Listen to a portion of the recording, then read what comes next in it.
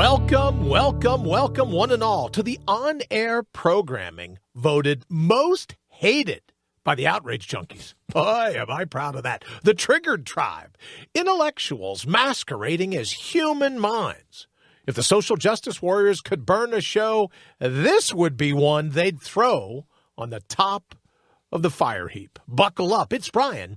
I'm in, and very glad you joined us for today's ride. So what do you say? Let's get ready to mortal up. Let's, in fact, get ready to mortal up. Hi, I'm Brian Brawdy. We've got a very special show this evening. A couple different things that I want to do. But first off, I have to let me just say thank you.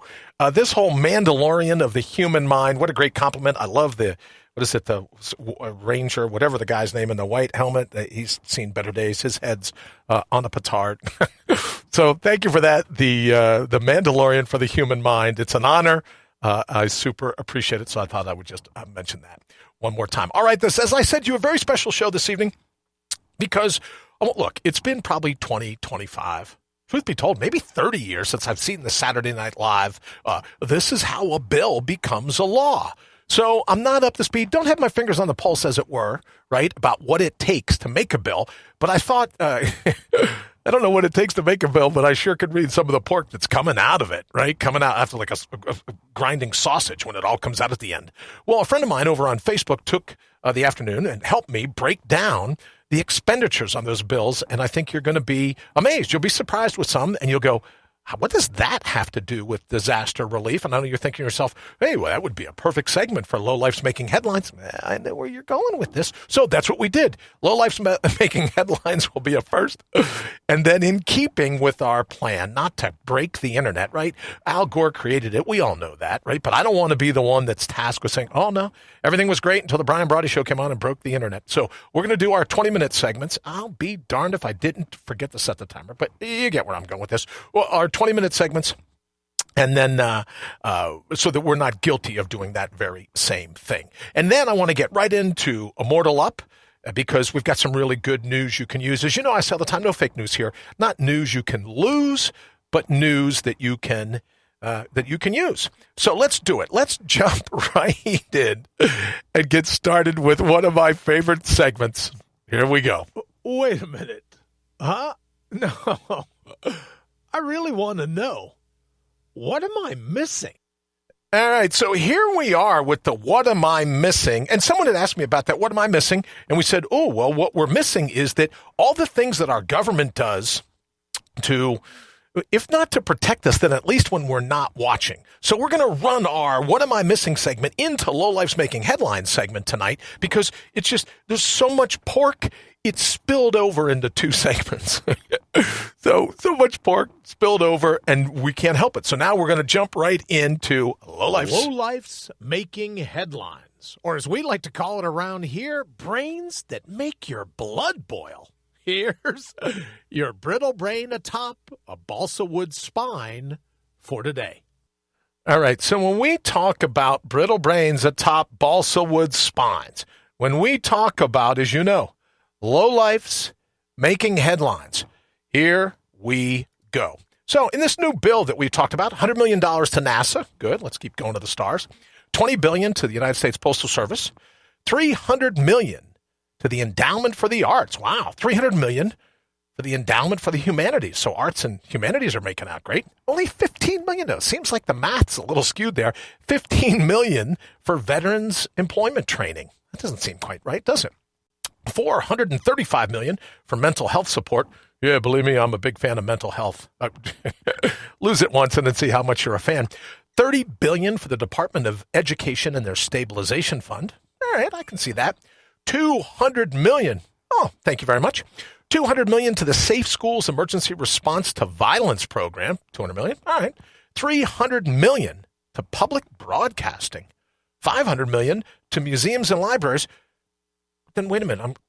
Isn't NPR already a museum? Well, I guess they double dipped there.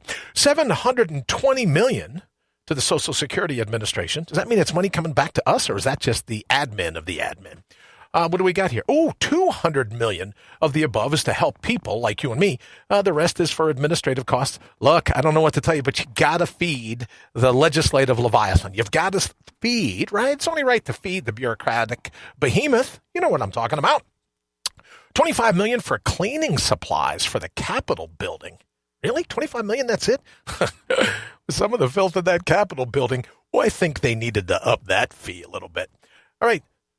$7,500,000 for the Smithsonian and additional salaries. $35 million to the JFK Center for the Performing Arts. Didn't I hear something that they took the $35 million and then laid everybody off? That's not cool. $25 million for additional salaries for the House of Representatives. Now, I know you're thinking to yourself, boy, the poor senators, they took it on the chin, all the money for the House of Representatives. But don't worry, they took care of themselves as well. They've got $9 million in miscellaneous Senate expenses. Well, I don't know how they're going to get by with not just $9 million. It's like, it's pocket change. $3 billion to upgrade the IT department at the VA. Okay, I can see that. I have no idea what that means, but I can see it, I guess. $315 million for the State Department diplomatic programs. Did a great job in protecting us from China. $95 million for the Agency of International Development. Well, that, I have no clue. $300 million for international disaster assistance. I think we could probably have some of that right here in the United States for disaster assistance. $300 million for migrant and refugee assistance. All right. $90 million for the Peace Corps. I got friends in the Peace Corps. Seems all right. $13 million to Howard University. Okay. $100 million to essential air carriers. I'm assuming that means like the airlines. $40 billion to the Take Responsibility and Give It to the Workers and Families Act. $40 billion. Okay. I like the way that sounds. $1 billion to the Airlines Recycle and Save program. All right. $25 million to the FAA for administrative costs. Look, I'm just telling you what's in the bill. $492 million to the National Railroad Corporation, as you know, is Amtrak. $526 million in grants to Amtrak, and that's, if they need it through 2021. $25 billion for transit infrastructure, right? If they ever let us out of lockdown, I guess they're worried that, we need to be able to drive around. $3 million for the Maritime Administration. Okay. Does that mean Coast Guard? I wonder what that means. $5 million in salaries and expenses, I guess, office for the Inspector General. Whoa. Wow. They're doing a crack job. $2,500,000 for public and Indian housing. $5 million for community planning and development. All right. So if we ever get out of this, what do we got here? $1,500,000,000 for tenant-based rental assistance and the Office of Public and Indian Housing. Let me see this. This is $1 billion of the above can be used as additional admin and other expenses. So does that mean that they don't get to use the money on the rest of us? As one would, right? So it's all about admin. Don't forget the bureaucratic behemoth, legislative Leviathan, it gets hungry as well. $720 million to the Public Housing Fund. Okay. $100 million for community block grants for Native Americans. All right. I see that. $250 million for housing block grants for the tribes. Don't know enough to differentiate the two, but okay. $130 million for AIDS housing. There you go. $20 million of the above goes to one-time grantees, $15 billion for the Community Development Fund, and I guess that's all kind of sandwiched in there. I don't know if you can help me with this, but $10 million of those is to set for infrastructure for fighting infectious disease. Oh, it seems to me like that would be more. $5 billion in homeless assistance, okay. $100 billion for rental assistance. I absolutely see that. Now, $7 million to enforce the Fair Housing Act. I guess you got to pay people to run around and enforce that act. Now, someone can help me because there's $1 billion for more Obama funds. I'm not really sure. $1 billion, I guess. There you go. $227 million for grants to the states for youth activities. And I can tell you, with kids, after 2 weeks of lockdown, huge fan of grants to the states to get these kids something to do. $261 million for grants to states for dislocated worker employment and training activities, including supportive services and needs-related payments. All right, that sounds like it's for us, right? There you go. $10 million for migrant and seasonal farm worker programs. right? Right? We were talking about that earlier. You don't want watermelons rotting in the fields. $100 million for the Job Corps, $15 million for the program and administration. So is that $115 million all packaged in together? Probably so. $6.5 billion to the wage and hour division. You got $30 million to OSHA, $10 million to Susan Hardward training grants. Seems like a lot of money to train Susan. You think she'd get that? $1.3 billion, if you will, for primary health care, $750 million for student aid administration. All right. $9.5 billion for higher education. Is there going to be any higher education left when this is all over? But in any event, they're getting almost $10 billion just in case there is.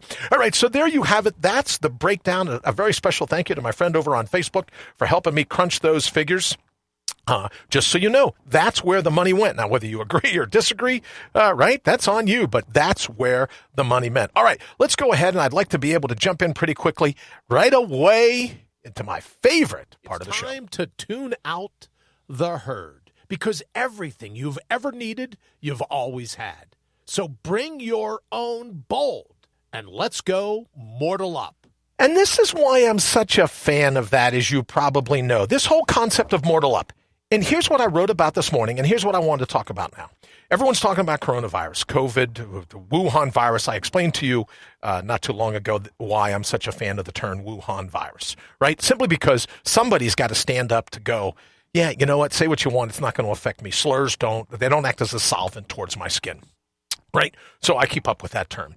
But more importantly than that is we're talking about stress in the immune system. And when you mortal up, when you bring your own bold, it's like unhandcuffing your immune system, right? They don't have their hands tied around their backs. They can get up and move around, and it's able to defend you the way it wants to, right? You've got all the cells in your immune system, and they're busy running around looking for bad guys or bad girls, the antigens, as you know. They're busy looking around from all that. And what does stress do? It just distracts them. Stress distracts your immune system from being able to fight and do what it needs to bring your counterpunch. So all I'm suggesting, and we take a lot of crap, on Facebook and over on Twitter, Instagram, YouTube, people suggesting, well, why are you trying to do everything you can to tamp it down? Because ultimately what some folks don't realize, I'm sure you do, but what some don't realize is that if we keep running around, if we're all stressed out, if we're all worried and we're all concerned and we're all crazed about it, we keep playing the head games of what if, we guarantee, as one of the articles that I put up today from a doctor at medical school at Johns Hopkins said, look, if you keep continuing to stress yourself out, you're only increases your chances of actually getting coronavirus. So for me, I equate it, like, have you ever watched a lion? Maybe National Geographic was a place to watch it. You ever watch one of these lion prides and they're busy hunting a wildebeest, let's say?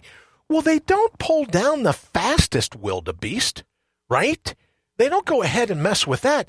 They go ahead and pull down the weak, pull down the infirmed, pull down the one that isn't operating on all cylinders, right? Well, coronavirus, COVID-19, Wuhan virus, China virus, whatever you want to call it, it's a predator, just like any other in the wild. And nature has trained even diseases to go, yeah, you got to look for the weak ones, right? Because what's a virus? Here's a little virus coming around going, I want to replicate. I want my time, right? I want my legacy. I want my fun in the sun. So a virus, like other predators in nature, is just looking for prey, and it's going to pull down the prey that's easiest, because the virus doesn't want to expend a lot of energy in order to get the prey. It wants the easy pickings, if you will, right? When they say, if you're ever going out, like if we ever get out of lockdown, right? When they say, oh, if you go to a strange city, you're walking around, act like you've got someplace to be. Puff out your chest, move around. Don't be looking like you're gay. Don't be looking down at your cell phone, right? Don't do any of this. I know that's hard to believe, right? Don't do any of this. Don't do any of that, right? You got to look like you're in command. That's because you don't want the bad guys or the bad girls that could be lurking in the corners. You don't want them to think, there's an easy mark. There's a target, right? There's someone that will absolutely be easy to pull down. Well, coronavirus is kind of like the same thing. So all we've been trying to do at Brian Brawdy and Associates, if you haven't checked us out yet, please do so over at mortalup.com. All we're trying to do is say, let's try to find a way not to be so stressed. Let's not let coronavirus hijack our cognitive cockpit. My friend Lee Rowley came up with the term, the cognitive bodyguard. Well, let's be our own cognitive bodyguard. Let's not let stress lower our defenses to such a degree that coronavirus goes, oh, over there, let's just grab that one. That'll be easy. That one's already got a broken leg. Just pull that one down. So all I'm suggesting is that when we mortal up, when we go back to what we're accustomed to, when we go back to those things that make us humans, to quote the doctor from John Hopkins, it was in the Wall Street Journal article today, it just, look, if you get stressed out, you increase your chances of contracting the virus. So all we're trying to do is say, look, if you're in the target audience, like I am, right? You're in the target audience, then don't share your spork with other people. Right? Maybe stay home more than you're accustomed to, right?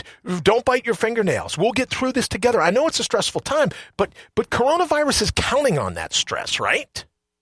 It's not like our politicians make it any easier on us. Everything is something to be stressed about. Right before we came on a little bit earlier today, I saw that now, what's it, like June 1st, they think in some states the lockdown will continue. They're arresting people for violating it. You can't go to a funeral. You can't go to church. You can't buy a handgun. You can't do any of these things, right? I heard today there's even a golf course you can't go to. How many times on a golf course are you within 6 feet of another person? If you know how to drive a golf ball and hit the fairway, you hit it. You're gone. No one's near you. But in any event, right, if you and I do what we can to keep our immune system running, full cylinder, running the way it was intended by nature, not being all stressed up, not being one of the ones, as Garth Brooks says, one of the ones the wolves pulled down. Let's not give in to that. Let's not make ourselves an easier mark for coronavirus. That's all we're saying. And we agree with the doctor at Johns Hopkins that says, look, if you're stressed, you're more of a target for this virus. And why would we want that? Why would we indulge that virus? Why would we actively recruit that? So what's one of the biggest things you can do to beat back stress? One of the biggest things you can do is breathe the way you were built. And that means not the shallow breath, like you get these masks on, you got a shallow breath. Not like that. Breathe like you mean it, right? You breathe in and you allow your navel to hit the floor. You breathe in.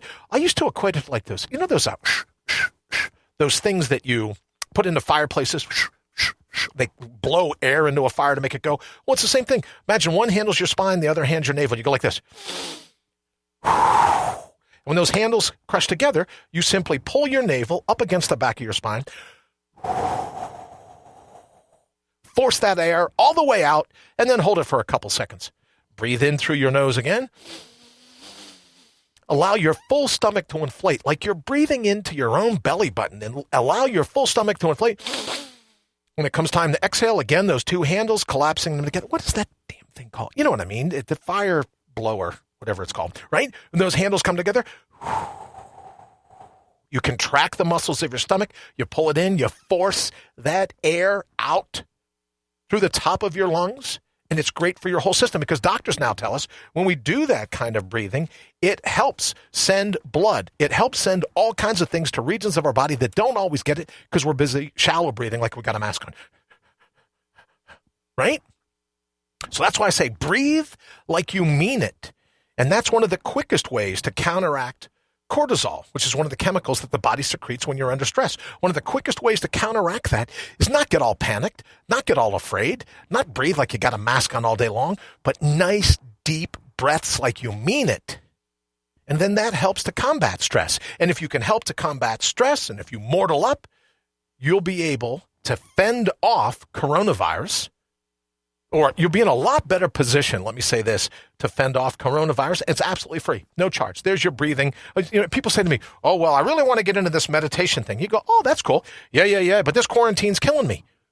Well, that's what social distancing is all about. That's what quarantine is all about. That's right. Find that place in your mind where you can quarantine who you are from all the other mashugana going on in the world. Now you've figured out meditation.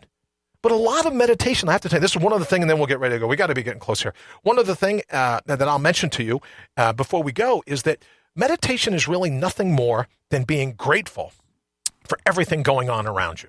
And I think back to Garden of the Eden, let's just say, right? Eve's running around, everything's good, she's thankful for everything, and all of a sudden she sees this piece of fruit, she goes, ooh, well. And then there's a little used car salesman, a snake over there that goes, well, if you eat this fruit, you'd know the difference between good and evil.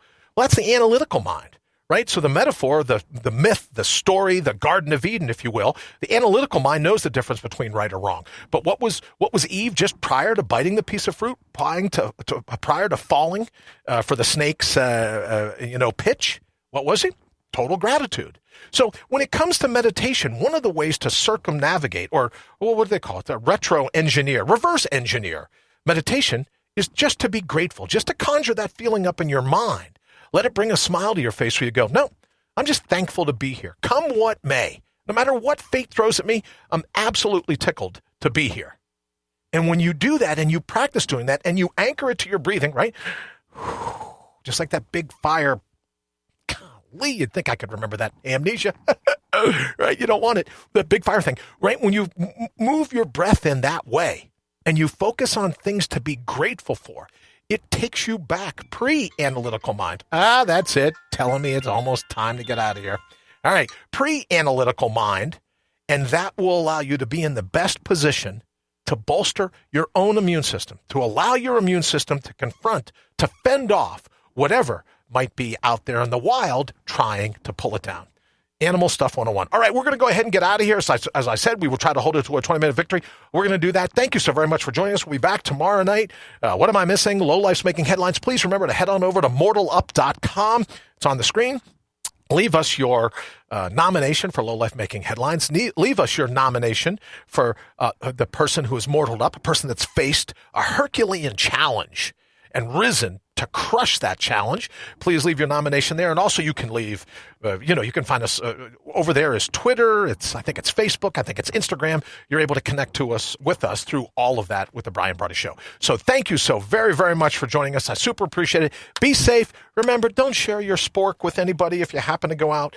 Be safe. We'll be back here tomorrow night. Tough time? Absolutely. Will we get through this? Absolutely we'll get through it. But what do we got to do in order to be able to get through it? Beat back the stress in our life. We have to look up, stand up, bring our own bold, and mortal up. I'll see you tomorrow night.